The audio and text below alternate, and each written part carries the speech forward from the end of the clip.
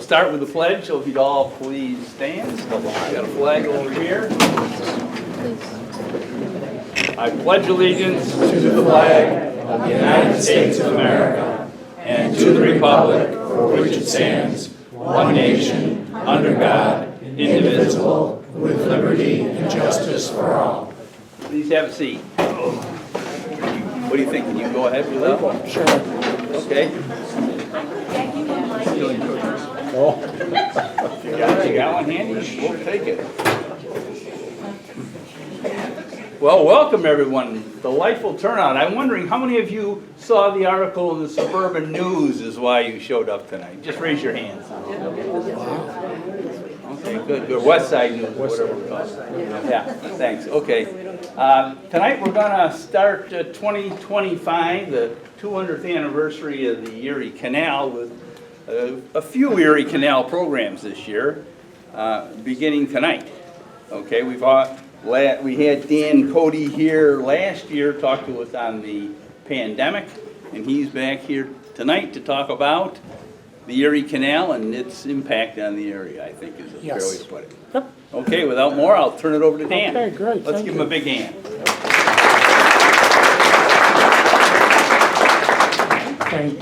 Thank you, everyone. Yes, no, maybe? Yes. Yeah. Oh, my wife tells me I don't need a microphone, so, you know, it's... Okay, well, thanks for coming tonight. My name's Dan Cody. I am an American historian. I am an adjunct professor of American history at 3 of the local colleges. And in the mornings from 9 to 1, I'm the reference historian at the Rundell Library downtown Rochester in the local history and genealogy division. So you can see that in the morning I'm in history, and then in the afternoons and evenings I'm either teaching or giving lectures like this. So I love sharing my passion for history. So thank you again for coming. Okay, it is the 200th anniversary of the Erie Canal. Something that a lot of us, we take for granted, we get upset with when we're waiting for a bridge to go up or down. But it is very, very unique, not just to this area, but to all of New York State and really the country. So hopefully by the end of tonight, you're going to have a little bit of an understanding on just how critical the Erie Canal was in the development of New York State and of our great country. So, let's make sure. There you go. This one I call Young Lion of the West, how the Erie Canal made Rochester, New York. Today we're going to go back in history and explore the early beginnings of Rochester. The city of Rochester was founded in 1834, but before that it was called Rochesterville, and before that just simply the 100-acre tract. Here is one of my wonderful homemade maps of New York State in about 1800. The big red dots represent Canandaigua, Geneva, and Bath. All 3 well-established settlements in 1800, all with a very promising future. There was very little settlement to the west of these 3 places. But when the settlers did move west, where do you think they might go? Well, they went west, hit the Genesee River, and followed the river to its mouth at Lake Ontario. But don't cities usually start where rivers feed into larger bodies of water? When most people look at a map of New York State and see Rochester, they think Lake Ontario must be a central part to the city. But the lake really isn't central to our city. We now know, of course, that it was the Genesee River and its falls that made a city grow here, not the lake. From then on, our area evolved around a series of environmental quirks. And Rochester has an interesting geographical terrain. Colonel Nathaniel Rochester, a veteran of the Revolutionary War, former state assemblyman from both Maryland and North Carolina, and the founding president of Hagerstown Bank, developed an interest in investing in frontier lands. In 1803, Rochester, along with two of his associates from the bank, a William Fitzhugh and a Mr. Charles Carroll, traveled on horseback to the Genesee Falls upon the recommendation of a land agent in Canandaigua. The three men thought the water power looked promising and purchased a 100-acre tract for $17.50 an acre. The three men then sat on their investment until 1810, when, sensing greater opportunity in the Genesee Valley, Colonel Rochester set off with his large family to the established town of Dansville, New York, just a day's ride from his 100-acre tract. In 1811, at the urging of his partners Fitzhugh and Carroll, and based on his own eagerness to capitalize on trade down the Genesee River, Colonel Rochester had the 100-acre tract surveyed into lots.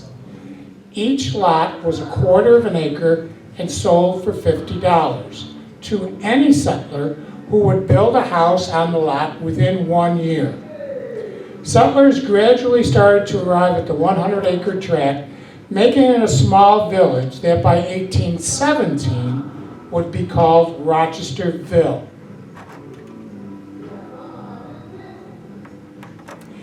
As we see here on another one of my famous homemade maps, Rochesterville was only one of several settlements which, with the one exception of Tryon, are all within the city limits today. For, as I said before, almost 10 years, the land that became Rochester's tract just sat, while these settlements grew to its north and east. But even after Rochester surveyed his tract into lots and started selling them, it was still not clear that Rochester's settlement might grow to be a small village, perhaps maybe a satellite to the much larger economic centers of Tryon, Buffalo, or Syracuse. In 1817, the small settlement of Rochester started to forge ahead of any of the other developing communities along the Genesee. The main cause of all this growth was, of course, the Erie Canal. 1817 was the year that a decision was made in Albany that a new canal, the Erie Canal, which would be completed in 1825, would run right through Rochesterville. But that wasn't merely some political decision.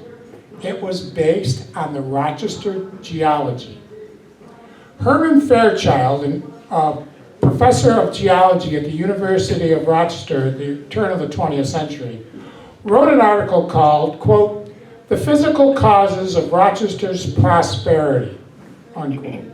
In the article he wrote that Rochesterville, located along the lowest path in the United States for transcontinental commerce between the Atlantic seaboard and the Mississippi Valley.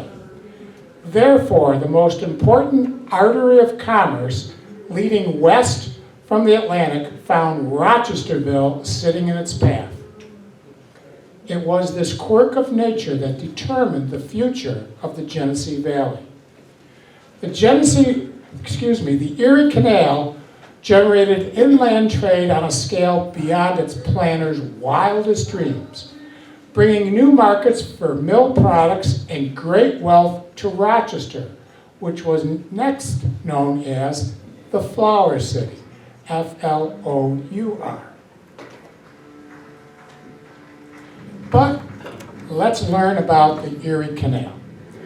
Built between 1817 and 1825, the original Erie Canal was 363 miles long, 40 feet wide, and only 4 feet deep.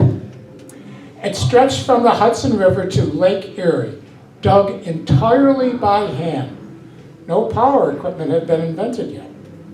Lake Erie is 568 feet higher than the Hudson River, so a series of 83 locks were constructed to raise and lower the canal traffic. The canal did not incorporate any natural lakes or rivers, so the original canal was entirely contained in a man-made design. The traffic was flat-bottom boats. They were called packet boats for passengers and freighters for cargo that were pulled along by teams of horses or mules trudging along the towpath, moving at about 4 miles per hour. The most prominent supporter of the canal was DeWitt Clinton, who as governor of New York pushed the canal proposal through the New York State Legislature. The goal of the canal was to open up the Ohio Valley to settlement and to commerce. Land was available out there, but the Appalachian Mountains were a hindrance to easy access. New York State's geography provided a way to create smooth traveling for people and products and from the Ohio Valley via the Erie Canal. By creating a canal that would connect the Ohio Valley and the Great Lakes to the port of New York City, New York State would be richly rewarded. Here we see the aura of celebration surrounding the opening of the canal. This is a painting by Raphael Beck, an American artist, entitled "The Opening of the Erie Canal, October 26, 1825. And it depicts Governor DeWitt Clinton's ceremonial first ride through the canal. The Lockport section of the canal had special significance because of the 5 locks constructed in order to lift the canal over the Niagara Escarpment. This type of engineering feat was the first ever in the world, and designed and built by men who learned their canal skills by on-the-job training. And it was nicknamed, quote, the Erie School of Engineering, unquote. These cascading locks underscored the technological sophistication of the canal for its time. And there's another shot of it. The entire canal was officially completed on October 26, 1825. The event was marked by a statewide grand celebration, culminating in successive cannon shots along the entire length of the canal and the Hudson River, a 90-minute cannonade from Buffalo to New York City. And this was the fastest long-distance communication to date. A flotilla of boats, led by Governor DeWitt Clinton aboard the Seneca Chief, sailed from Buffalo to New York City in just 10 days. Clinton then ceremonially poured Lake Erie water into New York Harbor to mark the, quote, wetting of the waters. On its return trip, the Seneca Chief brought a keg of Atlantic Ocean water back to Buffalo to be poured into Lake Erie by Buffalo's Judge Samuel Wilkinson. This amazing feat of engineering and human toil was completed at a cost of $7 million. New York State put out a commemorative coin to commemorate the opening. What was unique between the Erie Canal and Rochester, of course, was the aqueduct.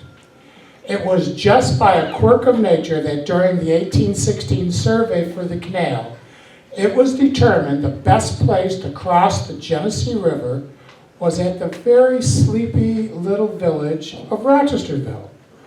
Once the canal crossed the Genesee, Rochesterville would never be the same.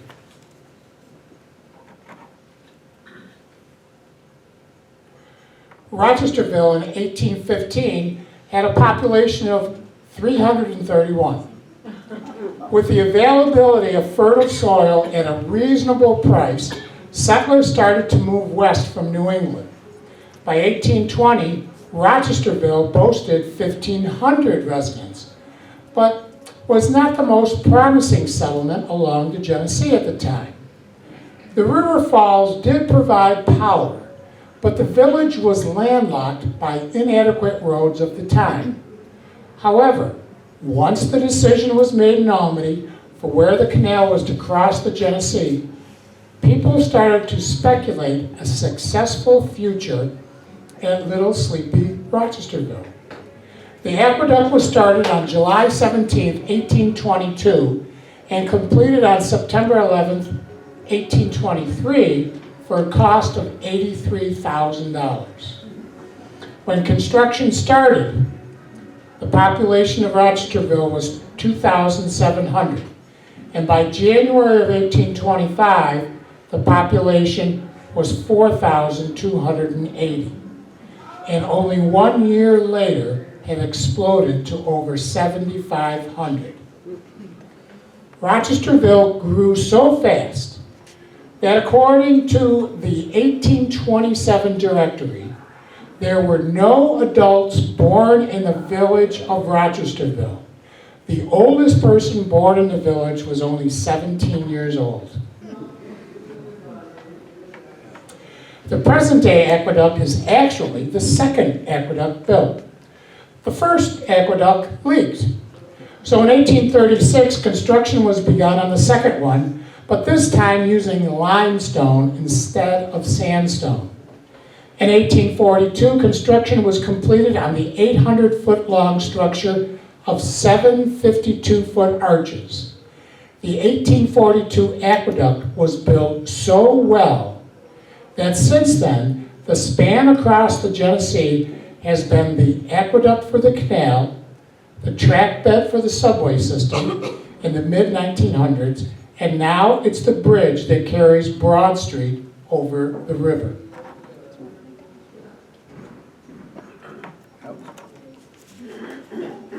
Rochesterville was now the location where the river falls provided power for the milling, the river provided a north-south transportation route, and the Erie Canal provided east-west access to markets, domestic and foreign. All of this in the very fertile Genesee Valley. It was the perfect storm for success.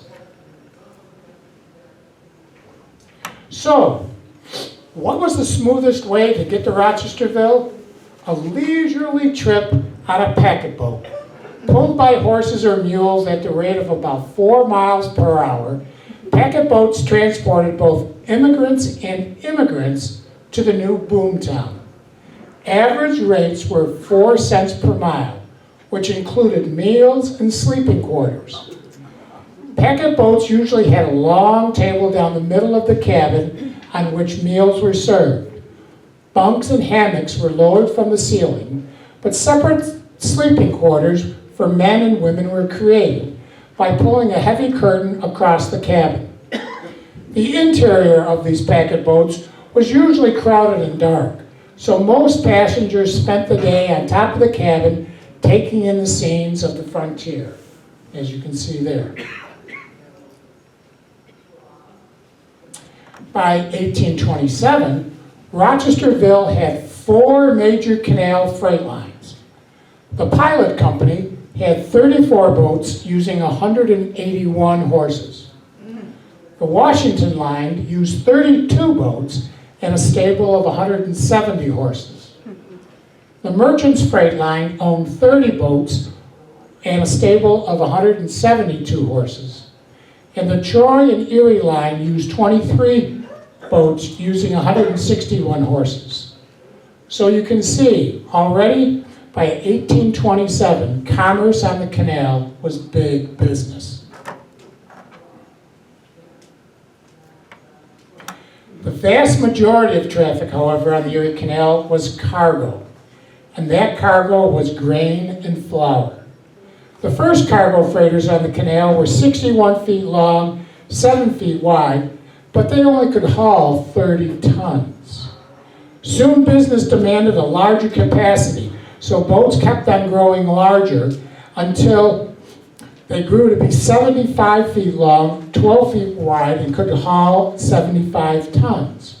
However, in 1862, the last year of the original canal dimensions, the largest freighters used on the original canal were 90 feet long, 15 feet wide, and could haul 100 tons.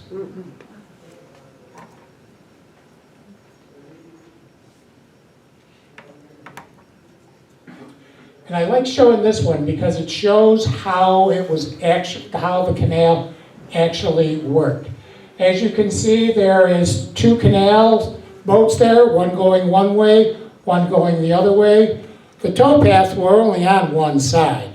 So what happens was you usually had a young boy who was leading the mule or the horse along the towpath.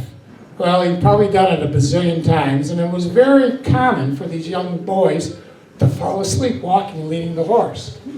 But the captain of the boat, as you can see, when he saw another boat coming the other way, he would blow a bugle. The bugle would alert everybody that two boats were going to be passing.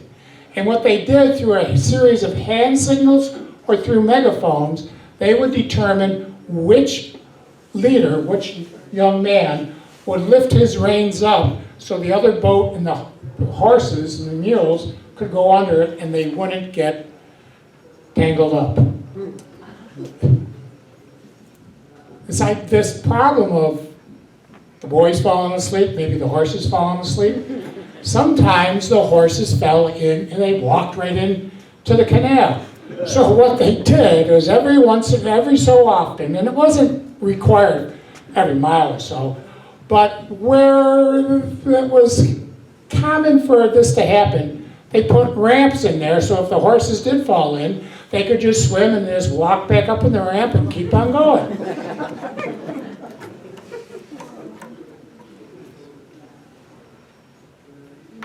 The weight station.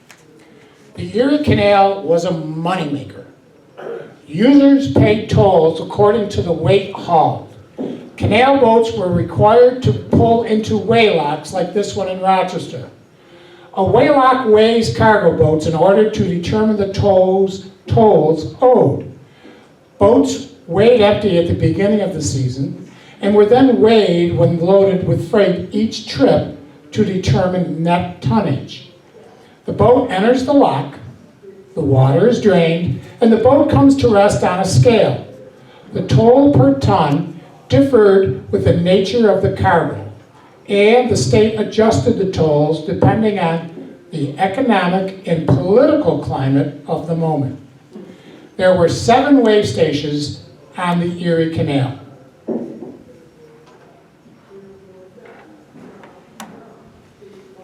And sometimes my students like to see numbers. So look at these numbers here. We did produce flour in Rochester before the canal came. 1823, 64,000 barrels per year. 1826, the first year after the completion, we did 202,000 barrels. Pork, because of the Genesee Valley, we had a lot of pork, a lot of cattle business, because you have to remember that these mills were driven by water power. The water power turned the wheel, and that motion, that power, had to be transferred to the grinding mills, to the grinding stones.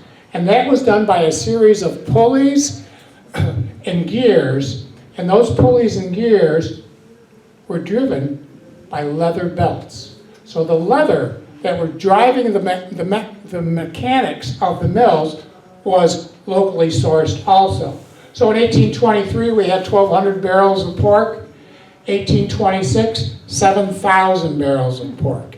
Now you have to remember too, at this time, the eastern coast cities are being, drowned is a bad word, but they're being inundated by immigrants coming from Europe, because Europe is a mess right now because the Napoleonic Wars are done, everything is destroyed.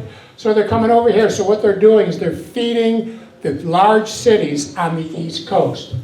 And whiskey. We have to put whiskey in there because There's no Coca-Cola, there's no Monroe County Water Authority, so probably the safest thing you could drink was booze. So because of the Genesee Valley, the great soil that we had, the great climate we have, we were growing a lot of grain. We didn't make all that grain into flour, we made a lot of it into whiskey. 52,000 gallons before the canal, 135,000 gallons after the canal.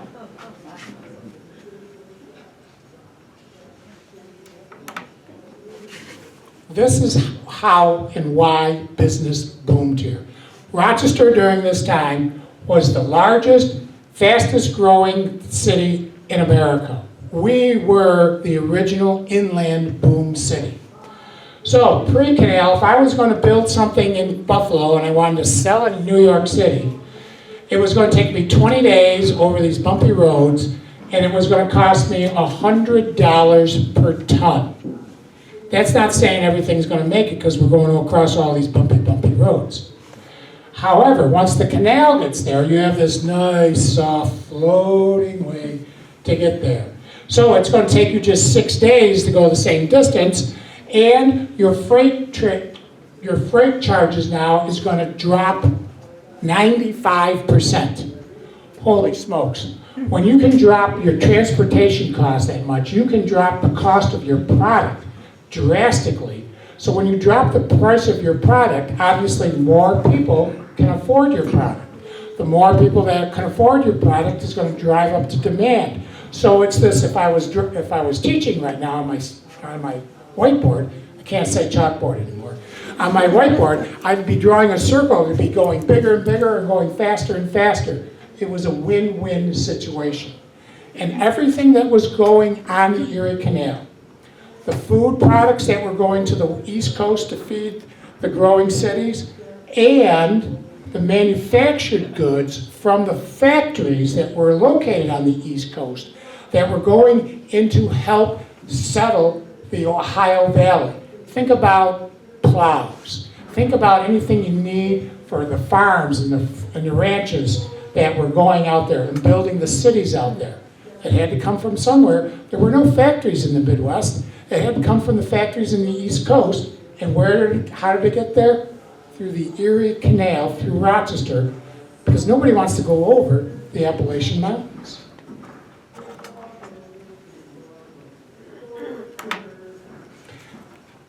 Rochesterville grew so fast as a result of the Erie Canal that a charter was granted by the state of New York, creating the city of Rochester in 1834. So, what was Rochester like in 1834? Well, from 331 in 1810, now, what is that, 25 years? Really just one generation. Now we're at 12,000 people and growing every day. There were 1,300 houses. The city was divided into wards. Each ward had they call them constables, but it was like a wardman. He represented that neighborhood at the city council. There were 14 churches, 2 banks, and we even had a museum. 2 daily newspapers, 4 weekly newspapers. And what I always like to point out is Rochester, right from the get-go, we have always had literacy and education paramount in the development of the city and the areas. We didn't want a city of dummies, so we had to educate them. So the Rochester Seminary School, what did it do? It taught young people to be teachers, because you came to Rochester, you got a good job in Rochester, and then you stayed in Rochester and raised your family. The canal business was just going crazy. 300,000 barrels of flour worth $1,400,000, and that was 1834 money. That was a lot of money. A lot of money. $80,000 worth of new canal boats were built just here in Rochester. 1/6, of course, because we just talked about the tolls came from the way locks. And the way locks one of them was in Rochester. Eastbound boats, leaving every morning and every evening. east, going towards the Atlantic coast, New York City. Westbound boats were leaving every morning.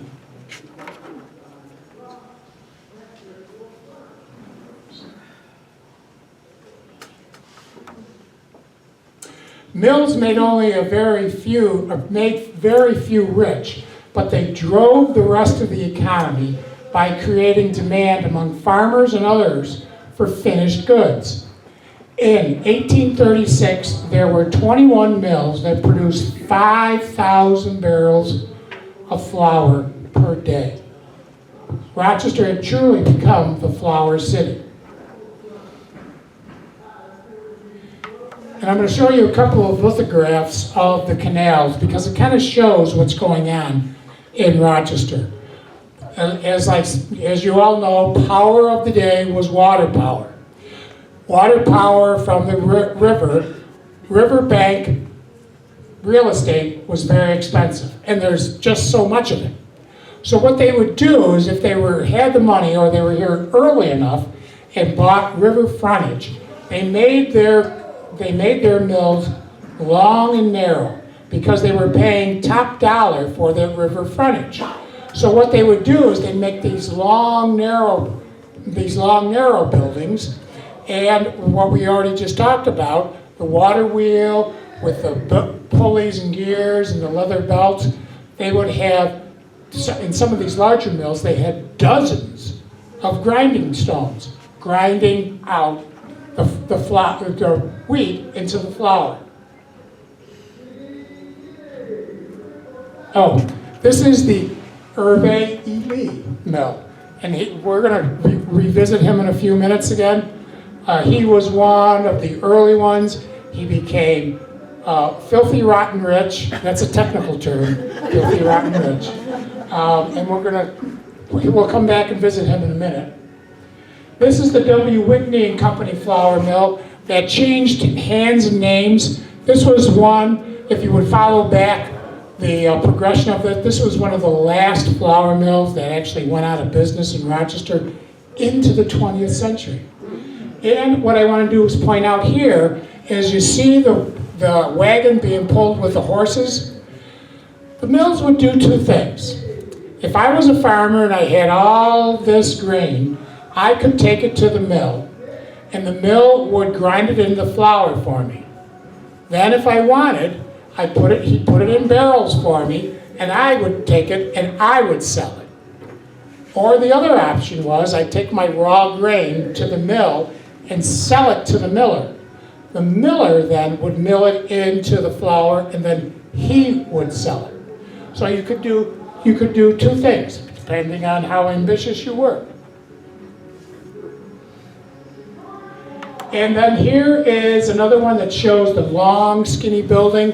And this was a prominent Rochester family. It's a strong family that's been in Rochester for a while.